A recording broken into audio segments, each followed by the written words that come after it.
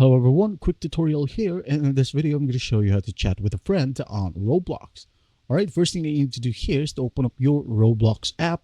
Now, if you don't have the app, just go ahead and go to your favorite browser and log into roblox.com. Alright, now once you're on the home screen, here, this is a home screen. Now what we're going to do is just select a friend, alright? For example, this one right here, this is my sister. I'm going to click on her profile right in the home screen, and simply hit on the chat icon right here. Hit on chat, and here you will be able to see your past messages, or if you don't have one yet, just go ahead and say something right here like hi,